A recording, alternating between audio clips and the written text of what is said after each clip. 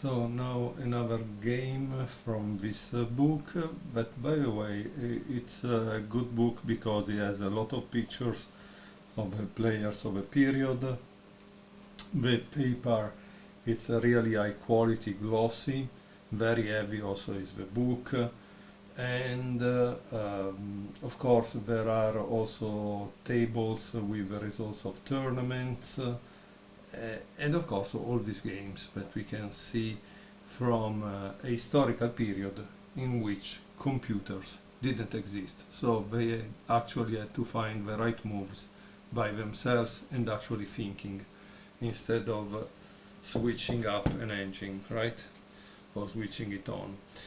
Okay, Gregorian, that was this master that killed himself, plays as white against Planinc, that is black, in 1965.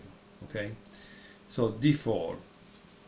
It seems that Planinc lost the fourth game against Tukmakov, but it didn't matter for him. I don't know why it didn't matter, because generally when you lose game number one, things are generally not going well. So d4, knight f6, c4, g6, knight c3, bishop g7, and now we have g3. Interesting. Notice that at this point we don't know if black wants to play the Grunfeld with d5 or he wants to play the King's Indian with d6, so who knows. So after g3, castle, bishop g2, d6, and now we know. Knight f3, knight bd7, castle e5. And here it seems Gregorian played queen c2, but generally they play e4. Okay, this is for the opening note. Of course there is a line that is a little more detailed, but we just want to enjoy the game. Queen c2, c6, and b3. It seems more logical is rook d1, probably to attack this already. Okay, so he played b3, e takes d4, knight takes d4, and queen b6. This is a move that, according to Planinc, had never been played before at master level. It is not entirely clear why not. The queen disturbs the knight and looks diagonally at this, so at this king. Okay, let's see what happens. Rook d1, knight c5, and h3.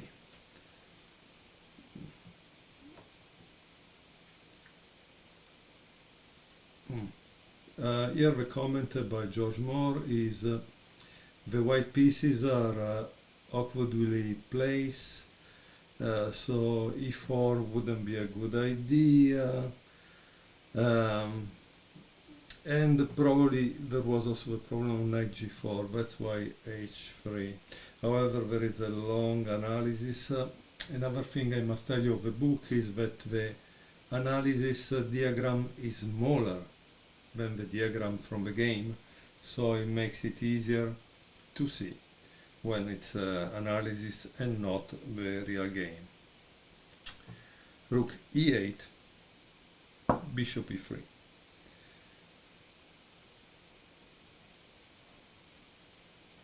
Oh wow, this is this is interesting. You cannot imagine what black played. Try to pause the video and think it for yourself, because it's really interesting.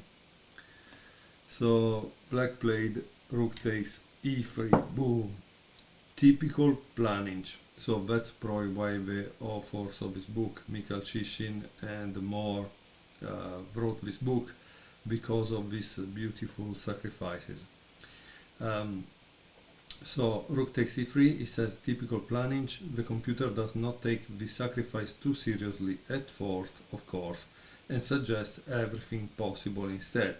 But Planinc learned a lot from the world champion Tigran Petrosian, and not just the French defense.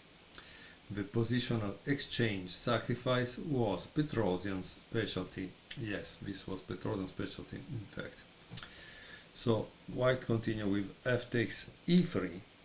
After a while, the computer changes its mind and already offers blacks an advantage here.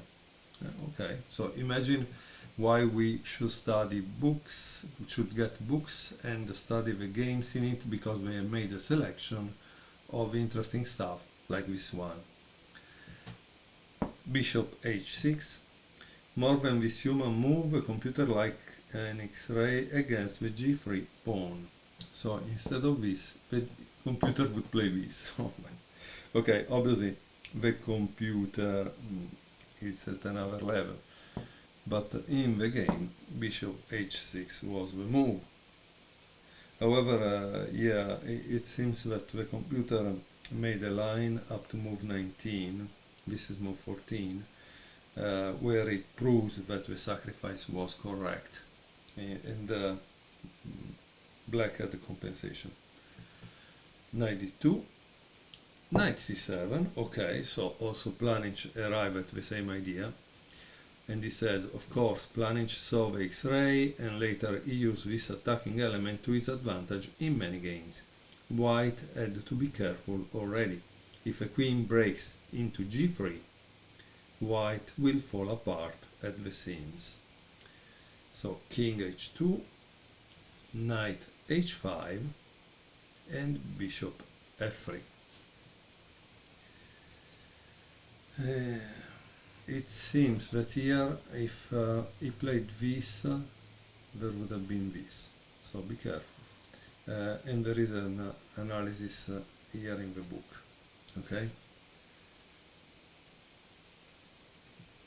Queen d7, attacking this. Bishop g4, beautiful. How does he solve that? Let's see. Queen e7, and white makes an imprecision. He takes in c8. Boom.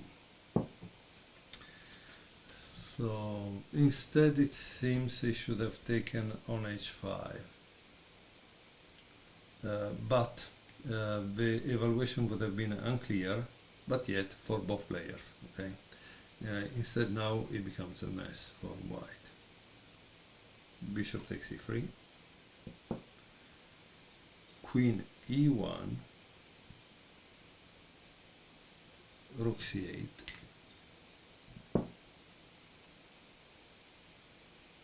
Knight c2. Bishop h6. And e4. This is obviously comes too late, okay, to save the game. Bishop g7, ding, ding. Knight d4. And now there is a beautiful move by Planinc.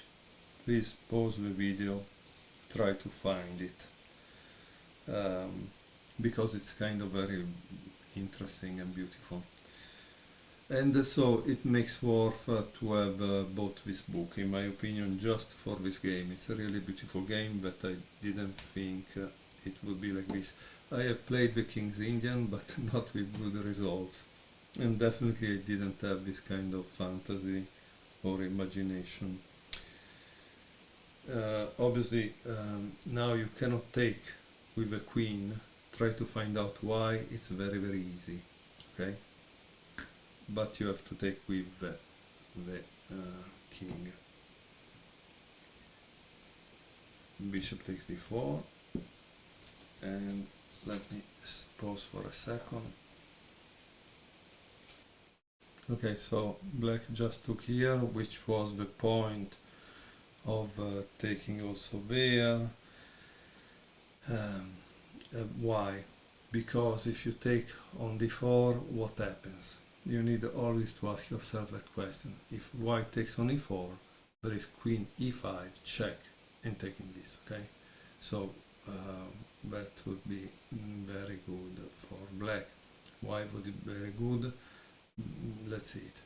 Because after this, let's say you play this, track, you have black that has 2, 4, 6, 7, white has 5, 2 pawn less, and notice we are at move like 24, this has never been moved by square, things are not really going well for white, but let's see, okay? So here, sorry, the king was here, he plays king g2, but unfortunately it's not enough. Queen g5, king h1, and queen f6. So the point is, it's threatening this and threatening a check here as well. So what can actually white do? In any case, he has to take rook d1 and queen e5. So, and here it's over. Of course, it's over because both of them are master level players that know how to convert an advantage. If this was a game with someone rated at 1200 or 1500, maybe one should continue to play, because you never know if he makes a blunder, right? So that's the reason why white resigned.